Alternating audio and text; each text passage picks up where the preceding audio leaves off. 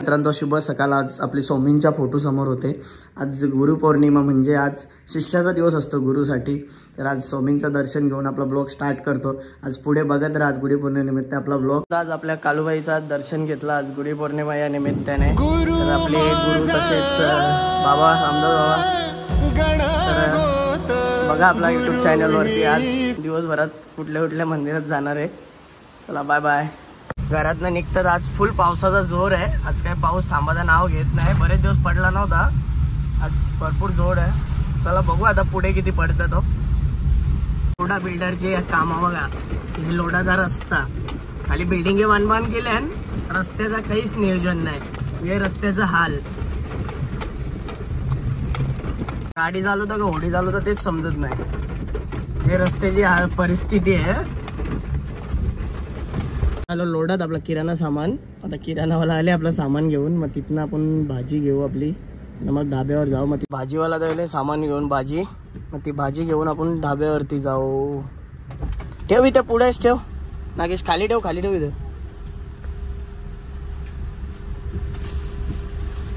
चलो आपली अख्खी जेवढी धाब्याची कामं होती तेवढी कंप्लीट केली।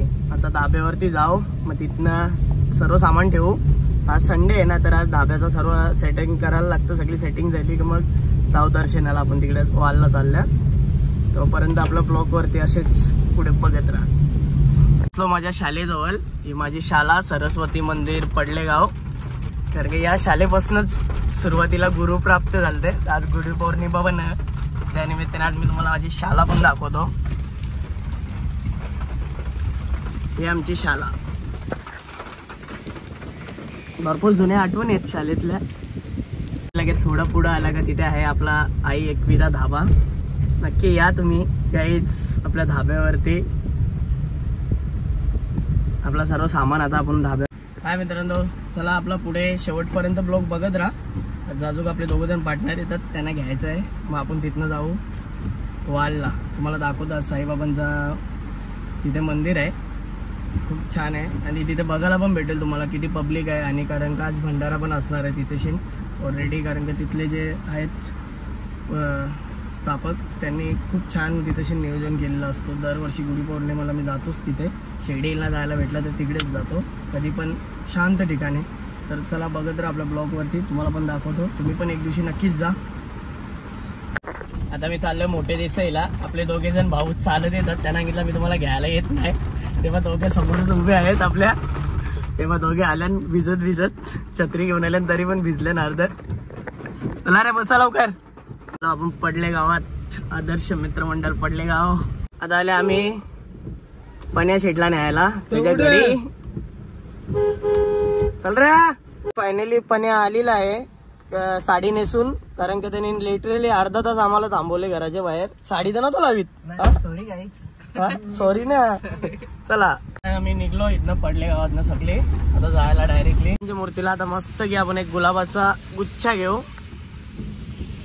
आता पोहोचलो आम्ही पालिके भवन जवळ। तिथनं राईट मारून आता निघू आम्ही डायरेक्ट वाल उल्वे रोडला। मग तिकडे साईबाबाचं मंदिर आहे। असं वाटतं ना हा रोड उल्वे रोड जसं हे कुठेतरी बाहेर दिशा दिल्या।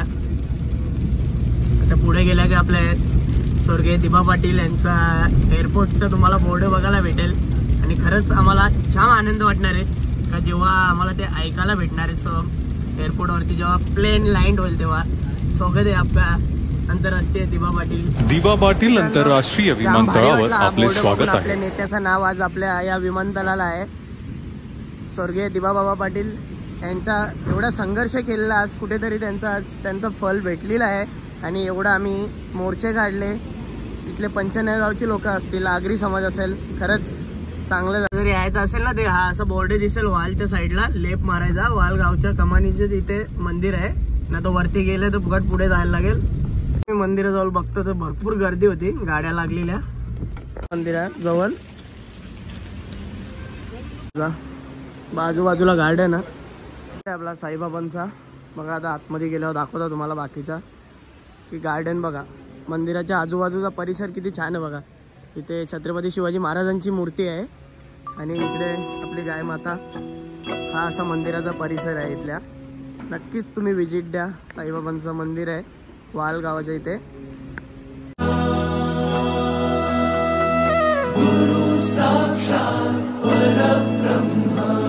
मस्त बसासाठी सोय केलेली आहे इथे पाहुण्यांच्या.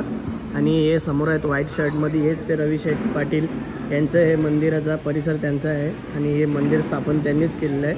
खूप दानशूर व्यक्ती आहेत ते इथले. बघू शकता भंडाऱ्याची तयारी चालू आहे आणि इथे बसल्यात पण जेवायला अशी सोय आहे. आज गुरुपौर्णिमा असल्यामुळे साईबाबांचा प्रसाद घेतला आणि आता आम्ही सुरुवात करतो सर्व तिघं पण. वेदान पण या कौशल, चला ओम साईराम.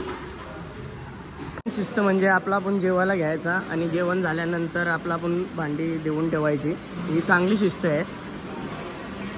जास्ती गर्दी होती इथे, आता जरा गर्दी कमी झाली तरी पण पब्लिक चालू आहे. बघा पब्लिकला बसण्यासाठी कशी व्यवस्था केलेली आहे, जाम भारी आहे परिसर. या तुम्ही एकदा नक्कीच व्हिजिट द्या इथे. पौर्णिमा असल्यामुळे आज इथे मंदिराच्या परिसरामध्ये भजन पण होईल, भजन कीर्तन चालू असणार आहे. तर अजून चालू नाही झाला, आता होईल चालू. मागच्या वर्षी पण चालू होता. मस्त आहे की आता आम्ही दर्शन घेतला आणि आम्ही निघालो आता घरी जायला. मित्रांनो आता आम्ही चाललोय घरी जायला. आणि इकडे याला ठेवल्यात जरा भिजत, त्यांच्यावर छत्री आहे, माझ्याजवळ छत्री नाही आहे. चला बाय बाय. गाडीत न खोलीत त्याला बाहेरच ठेवल्या भिजत. बसा बसा बसा बसा. बाहेर मंदिराच्या बाहेर पडताच तुम्हाला बघायला भेटेल इकडे पुढे बामणडोंगरी स्टेशन आहे. जर तुम्हाला ट्रेननी यायचं असेल तर त्या स्टेशनला उतरून तुम्ही इथे येऊ शकता. तो आता वाजल्यात 4:30 वाजला आणि आम्ही आलो धाब्यावरती आणि मी इथंच आता ब्लॉग एंड करतोय. तुम्हाला आवडलाच आपल्या चॅनलला लाईक करा, सबस्क्राईब करायला विसरू नका. कसा वाटला आपला हा मंदिर आणि नक्कीच या मंदिरला व्हिजिट द्या तुम्ही. चला बाय बाय.